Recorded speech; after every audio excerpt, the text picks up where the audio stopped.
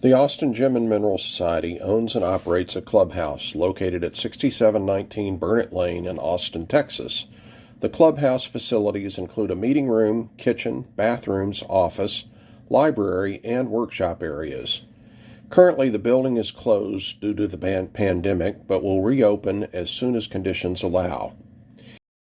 Clubhouse parking consists of the area in front of the building as well as the area inside the gates behind the chain link fence.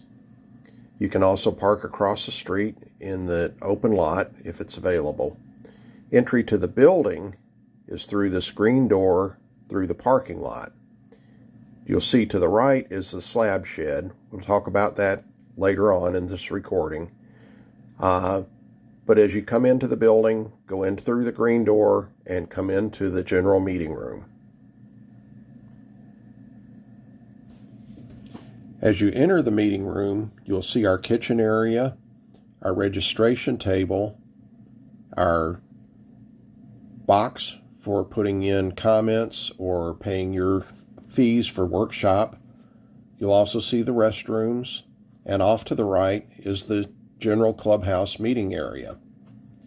This is a large room capable of handling all of the members for our meetings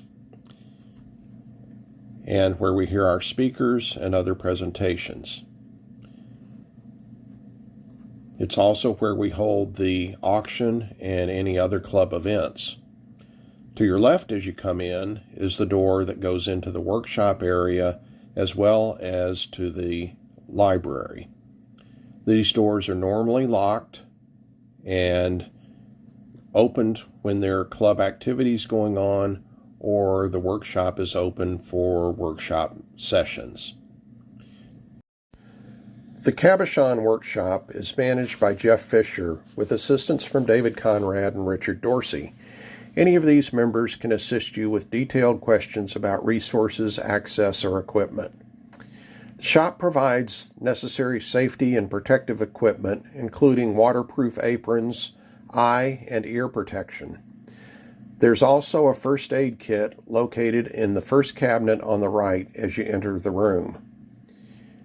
All members are expected to use relevant safety equipment when working in the shop and to observe safe working precautions at all times.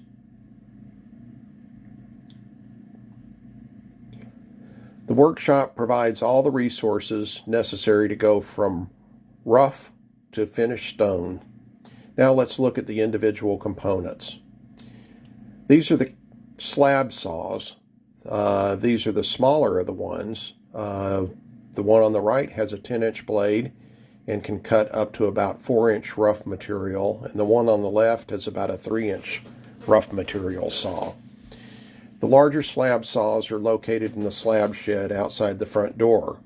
The saws out there range up to 18 to 24 inches and require additional training, taking Slabbing 101 or certification by the manager.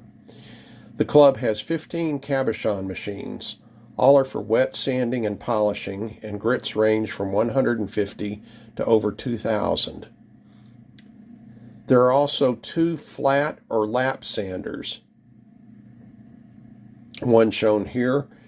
They use flat discs of varying grit, and they're used for sanding the flat side of cabs or shaping stones for inlay work and so on. The club supplies the belts and discs for cabbing and gem polishing. The shop also provides dop sticks and dop material to hold your stones while shaping them, and a buffer for polishing stones. Provided is cerium oxide for polishing, and if you want other polishers, talk to the workshop managers. Other tools pictured here include rock washing sinks, kilns, hydraulic presses, etc. Next, we move into the faceting room. The faceting room is where you take a rough stone to a finished, polished, faceted gemstone. We offer a variety of faceting machines, including Facetron, Paytech Shaw, Graves, Imperial, and Ultratech.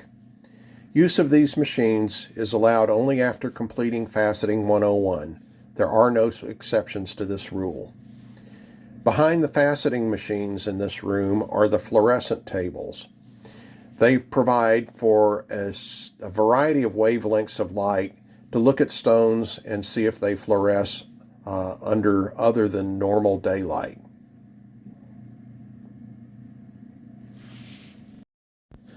The workshops are one of the major assets for AGMS members, but remember that their use is restricted to members in good standing who have been properly certified.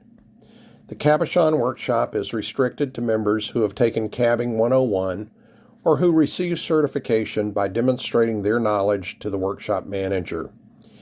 Cabbing 101 is typically offered twice a year, although it is scheduled on an as-needed basis. The cost for this class is usually about $50 per session. The Slabbing 101 and Faceting 101 are offered on an as-needed basis, and the cost is about the same as the cabbing class. Higher level classes are offered on an as-needed basis. Routinely, the workshop is open on the second and third Saturdays from 10 a.m. to 4 p.m. and on Wednesdays from 6 p.m. to 8:30 p.m. The hours are subject to change, and of course, the workshop is currently closed due to the pandemic. There's an hourly fee for use in the workshop. It's $4 per hour and is measured in 30-minute increments. The time is kept on an honor system, but we expect you to record your entry and exit times and to leave your payment in the cash box by the door as you leave. We prefer that you pay by check. If necessary, you can leave cash. And we're developing the capability to be able to pay through the website using PayPal or a credit card. We'll let you know as soon as that's available. This is the Harriet Stryber Library. Books are the gems of knowledge, reads the official plaque. This room was set aside when AGMS acquired the current Clubhouse in the late 1980s and is named for the late Harriet Stryber. The library is open for book checkout anytime the Clubhouse is open for an AGMS function. If you need a book and need to come at a specific time when the Clubhouse is not normally open, please notify Laird Fowler, the librarian, so that special arrangements can be made. Any member in good standing is welcome to check out books. Members may check out up to 3 items for 2 months at a time. The librarian can grant extensions to this time limit, and books may be returned any time that the building is open, or if the building is closed, you can use the mail slot next to the front door to return books. The library's holdings include hardback, paperback, and loose-leaf books. There are also VCR tapes and CDs. There's a junior section of the library. Also numerous periodicals, vertical files, maps, and a reference section for on-site research. Most all of these materials can be checked out by members and kept, as noted, for up to 3 months. This nondescript little building holds a wealth of resources for AGMS club members. As soon as it's open to the membership again, come in and enjoy one of the greatest benefits of your membership and resources for rockhounds and rock lovers alike.